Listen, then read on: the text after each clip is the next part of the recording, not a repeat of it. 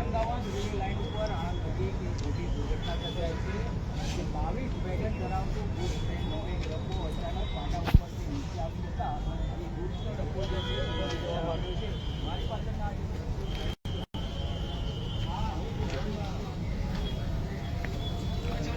Anand railway station નજીક એક માલગાડીના 3 જેટલા ડબ્બા પાટા પરથી ઉતરી ગયા છે, જેને લઈને ટ્રેકને ભારે નુકસાન થયું છે.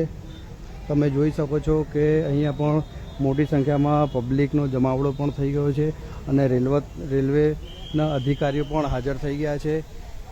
આ એક માલગાડી હતી જે સંપૂર્ણ ખાલી હતી, પણ આ બેદરકારી કહેવાય કે પછી શું કહેવાય એ હજુ કોઈ આપણે ચોક્કસ કહી નથી શકતા. પણ જે રીતે આ ઘટના બની છે બહુ ગંભીર ઘટના છે. જો આના બદલે કોઈ માલગાડીના બદલે કોઈ પેસેન્જર ટ્રેન હોત તો ઘણી બધી જાનોને નુકસાન થયું હોત તેવું અનુમાન આપણે લગાવી શકીએ છીએ. તમે જોઈ શકો છો કે કેવી રીતના ડબ્બાના પૂરજે અલગ પડી ગયા છે અને અહીં આગળ પબ્લિકની સાથે સાથે રેલવેના અધિકારીઓ પણ દોડતા થઈ ગયા છે.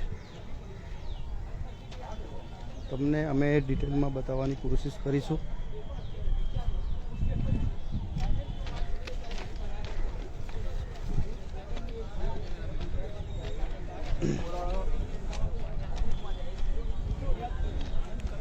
આણંદ રેલવે સ્ટેશન પાસે સમગ્ર ઘટના બનવા પામી છે. તમે જોઈ શકો છો કે અહીં ટ્રેક બદલતી વખતે દુર્ઘટના સર્જાઈ હોય તેવું લાગી રહ્યું છે.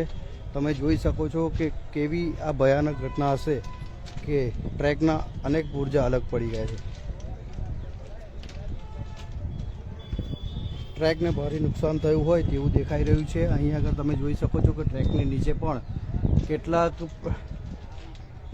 પાટાને જોડતી સામગ્રી જેવા કે કડા છે, એના હેન્ડલ છે, સ્પ્રિંગો છે, આ બધું તૂટીને અલગ પડી ગયું છે. સંપૂર્ણ ટ્રેન ખાલી હતી, તેથી કંઈ ભારે કે કંઈ નુકસાન એટલું થયું નથી, પણ ટ્રેક અને ડબ્બાને નુકસાન થયું છે.